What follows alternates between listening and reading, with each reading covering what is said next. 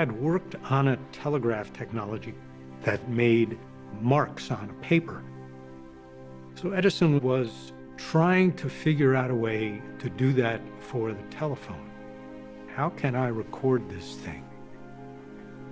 He had the basic idea of the vibrating diaphragm from the telephone, and he thought, oh, I'll put a needle in the middle of that, and then I will take a strip of paper and I will pull that under this needle, and as you speak, it will make impressions in this paper, and then you can pull it back through later and listen to it.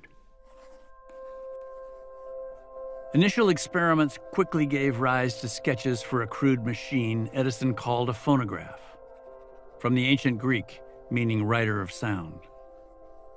The device was then refined in fits and starts, with Edison turning out drawings, and his machinist John Crucy creating models to test. Finally, they settled on a design in which a sheet of foil was mounted on a hand-cranked cylinder. They're working on a thing. They were fooling around. This is damn interesting. Let's see if we can do something with it. I don't know if anybody ever used it, but let's see what we can do. When the machine was finished, the men in the shop gathered round, breathless as Edison recited into the diaphragm the classic nursery rhyme, Mary Had a Little Lamb. Mary had a little lamb. Its fleece was white as snow. Then he moved the needle to the beginning to see if the rhyme would play back. Mary had a little lamb.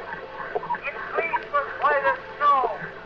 And everywhere that Mary went, the lamb was sure to go.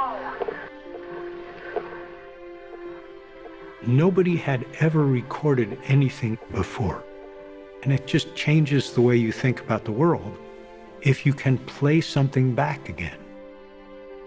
There was a miracle to it that I think goes beyond most of the things that we would currently experience. Sound was the most ephemeral thing we had. And Edison took it from being ephemeral to being concrete and something that would exist for the ages. I was never so taken aback in all my life, Edison said. I always was afraid of anything that worked the first time.